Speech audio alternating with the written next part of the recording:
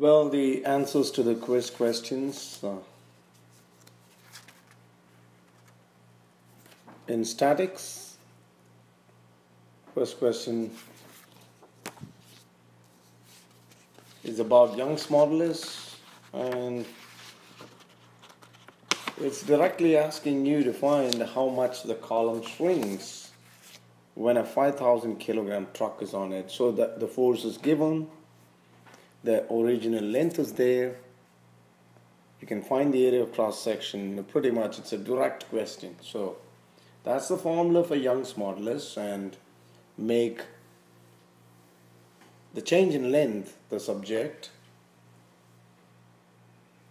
and force is of course the weight of the truck, which is 5,000 times 9.8, and the area of cross section is pi r squared, pi times the radius squared, and you got to have, that's the Young's modulus, which is given. So when you calculate that, you get 3.2 times 10 to the minus 6 meters.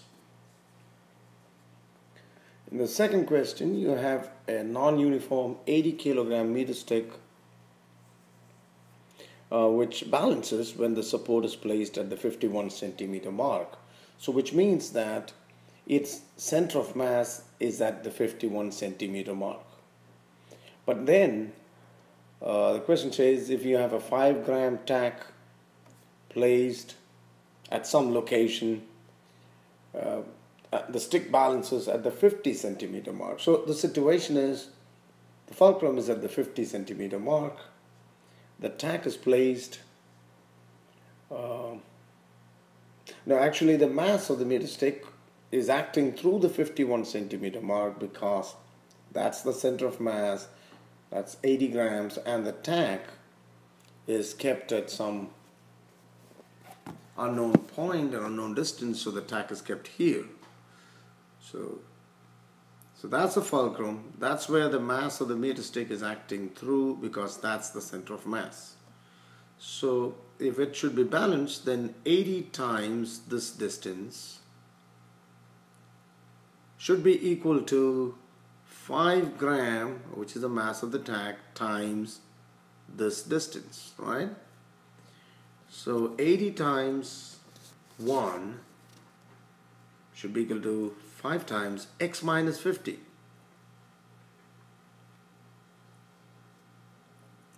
And then calculate x, because you're asked to find the position.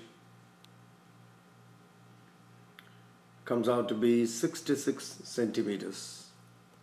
And then you have a seesaw made of a plank of mass 10 kilograms and length 3 meter. It's balanced on a fulcrum 1 meter from one end of the plank, and a 20 kilogram mass rests on the end of the plank near the fulcrum. What mass must be on the other end? Okay, so that's the plank, and you have the fulcrum 1 meter away, so that's where the fulcrum is.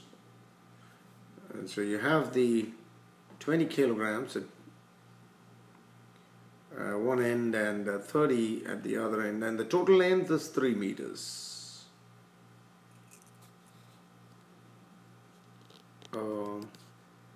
What mass must be kept at the other end? Okay, so you're looking for this mass. And 1.5 meter, which is the center of the plank, is the point through which its mass is acting. And its mass is 10 kilograms, right? And that's the fulcrum. So when you calculate the torque, you're going to see that there are 2 clockwise. That's 1, and this is the second. Both of them together should add up to the torque created by the 20. Now what is the torque of this? It will be m times this distance, which is going to be 2 meters,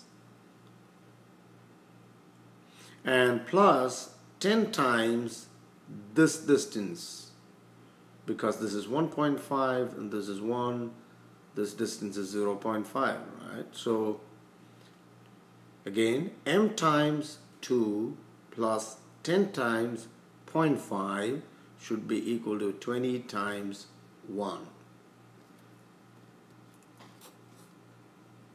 So that's where we're taking the torque.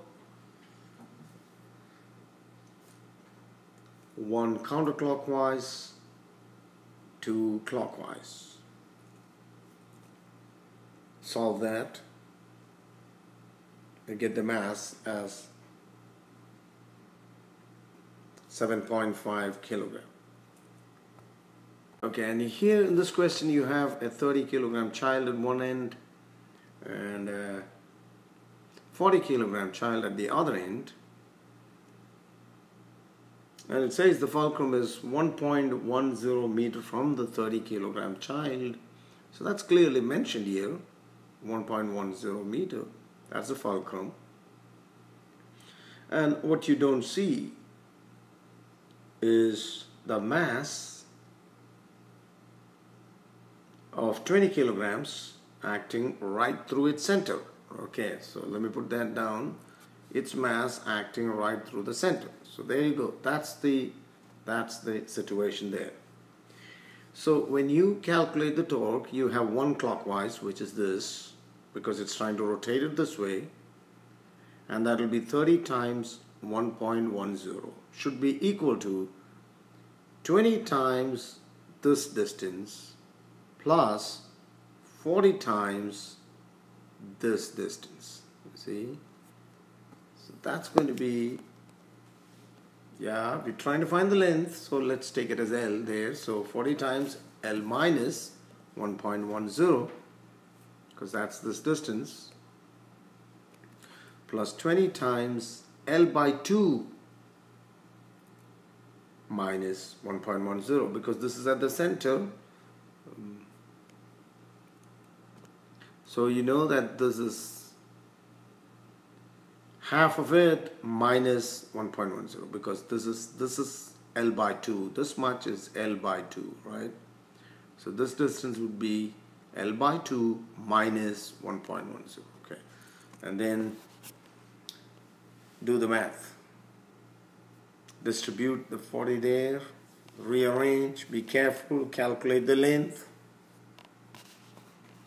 Get it as 1.98 meter. Now we come to the ladder question, which I tried to explain in class. Okay, so the length of the ladder is 5 meters and it's kept 3 meters away, so this must be 4 meters. Okay, and what you see now are the forces. The weight of the ladder acting right through the center down, the weight of the man standing there again acting vertically down, and actually you're trying to find out this distance x, so how far away can he climb, you know. And then this is the friction force at this point, and then you have the normal reactions at the two. So normal reaction here and normal reaction at the floor. So what you got to understand is that the forces along the x must cancel out, and there are only 2 forces along the x. One is the friction, the other is this normal force. They must be equal to each other.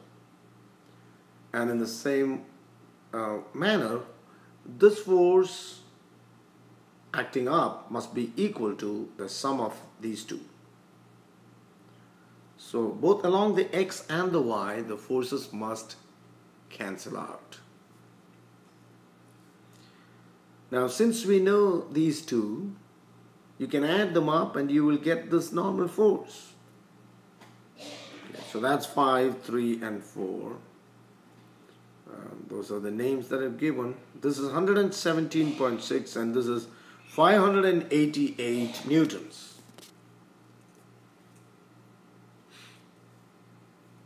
Okay, so the normal force Fn1 is the sum of 117.6 and 588, which gives 705, and friction is mu times Fn, and the coefficient is given as 0.28, so times 705.6 and you get friction. Since you know that this frictional force must be equal to this, so you also know Fn2 now. And then what remains is you have to calculate the torque about this point. The reason being then Fn1 and friction both do not have a torque here because the distance is 0.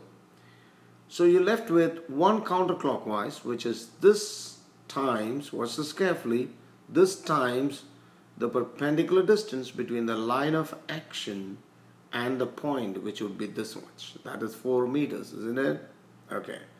So this times this. You're measuring all distances from this point. That's the counterclockwise. And the clockwise would be 117.6 times the perpendicular distance, which is this much, plus 588 times the perpendicular distance, which is this much. Alright, so whatever you call it, that is the idea. So there are 2 clockwise and 1 counterclockwise. So therefore Fn2 times 4 is equal to 588 times, and we do not know these distances, but you know we can find this angle first. So if you call this angle theta, you can find sine theta, because sine theta is opposite by hypotenuse, so 4 by 5, which gives you 0.8. From that you can find the angle. So let me call this x, and this is x1, call this distance x2. Okay, so theta is 53.13 degrees. I'm trying to find x1 and x2. Okay, cos theta gives you x2 by 2.5, because surely this will be half. So cos theta is this adjacent divided by hypotenuse, from which I get x2 as 1.5. Well, you could have really got it straight away, because if this is halfway, then surely it should be halfway here too.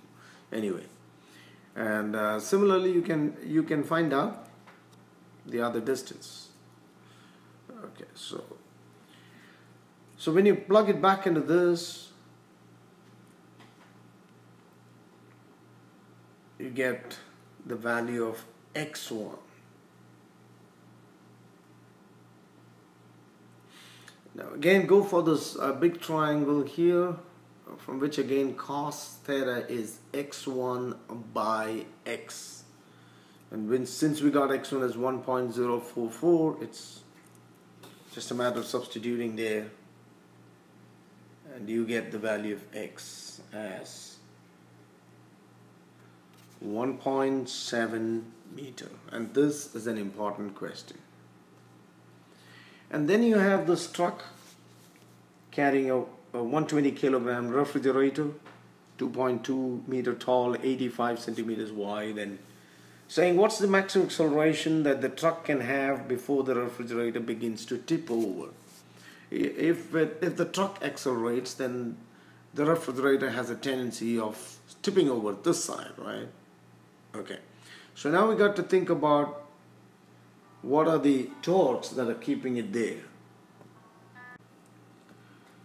So, well, that's what happens when it tilts over, but you really don't need that. So let me just look at the forces. This force is created by the acceleration of the truck, and that's going to create a torque at this point, because that's obviously where it's going to tip over, right, at that corner. And what would that be? That would be force multiplied by this distance. And what's trying to keep it there would be the weight, which is this force, mg, times this distance. So the only thing you need to know is F times 1.1, which is half of the height, should be equal to mg times half of this, which is 0.425 in meters. And when you calculate that, mass is 120, g is 9.8, substitute that and you get the answer.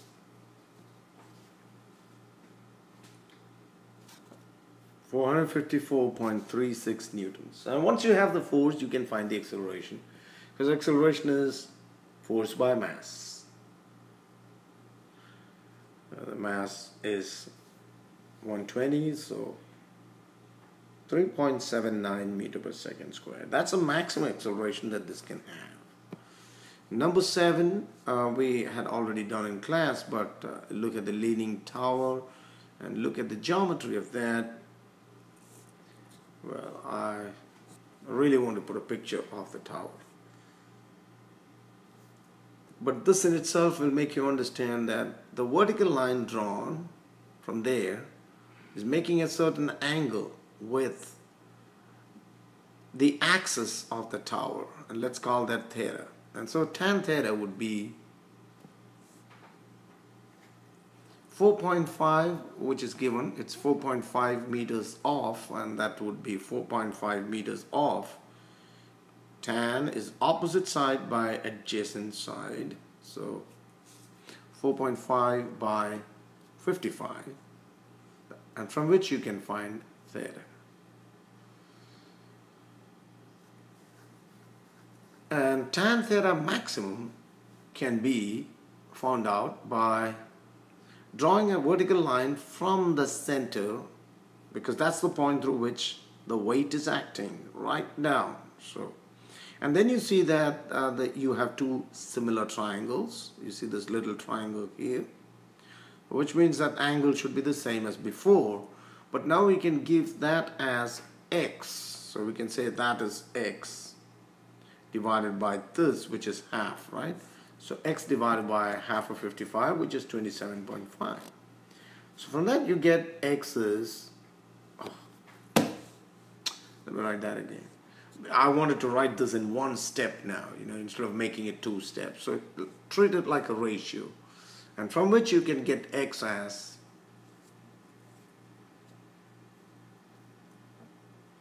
2.25 meter. So if the center can move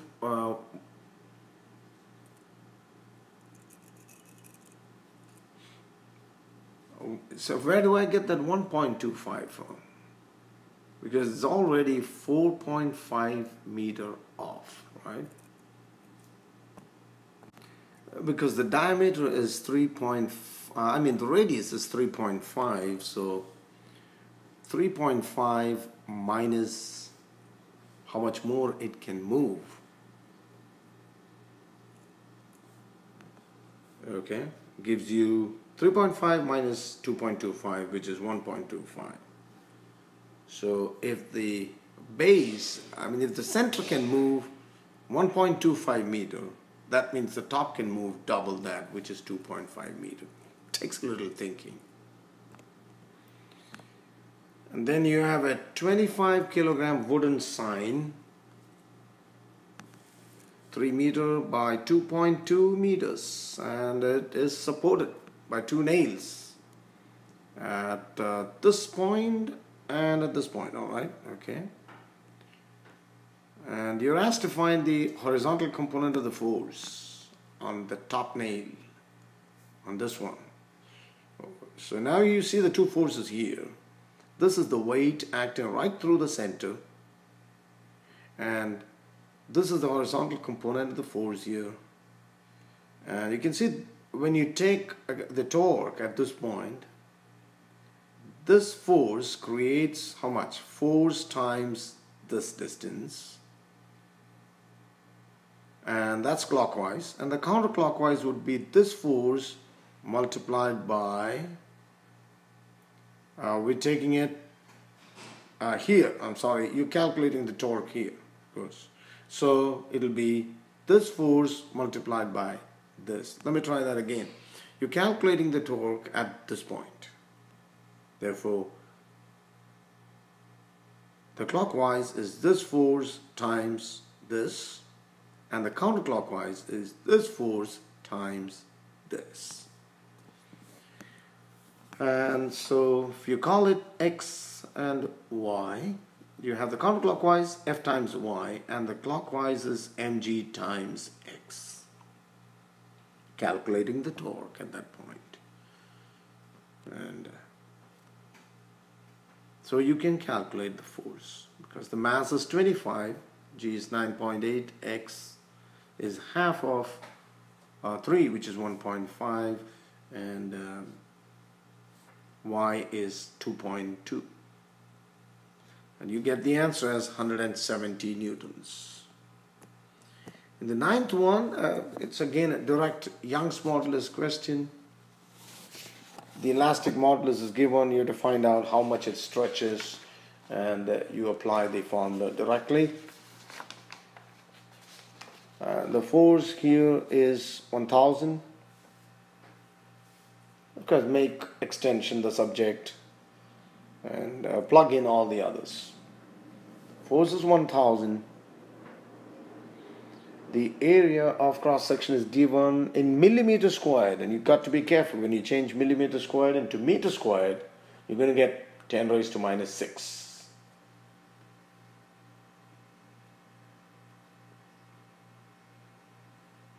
So you get 1 meter. That's how much it extends. In the 10th one, you have a meter stick that balances at the 50 centimeter mark. That means its center of mass is acting exactly at 50 centimeters. And then you have a mass of 50 gram placed at the 90 centimeter mark, right there, 50 gram. And now the stick balances at 61.3. So again, here you have a clockwise and a counterclockwise, and they must be equal to each other. Counterclockwise is m times this distance, right? Should be equal to 50 times this distance. And you get the mass of the meter stick as 127 grams. Number 11, you have 3 meter long plank. Negligible mass has 30 kilograms at one end and 40 kilograms at the other. And how far from the 30 kilogram mass should a fulcrum be placed? So let's assume that the fulcrum is x meters. Therefore, this distance is 3 minus x. You only have 2 torques. One is clockwise, which is 40 times 3 minus x is equal to 30 times x. That's all. Just solve it, you get the answer.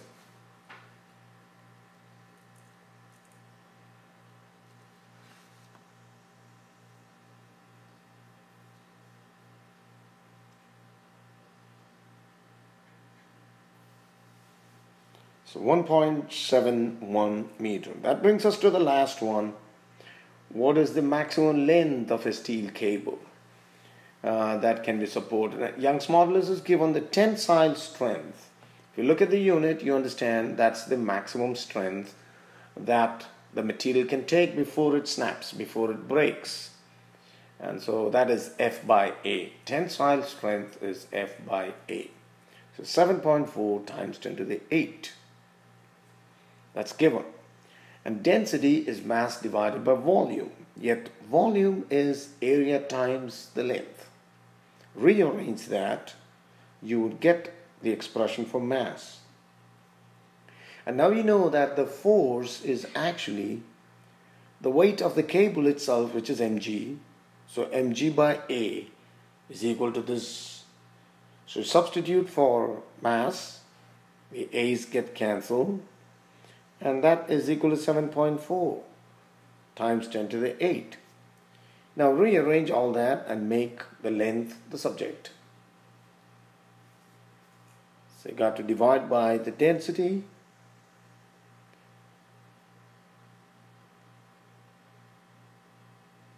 and then times 9.8. When you do that, you get it as 9.93 times 10 to the 3 meter, which is 9.93 kilometers. Well, steel is strong, so that much can be supported before it snaps. And this is done under 25 minutes, and I hope you really understood. Good luck.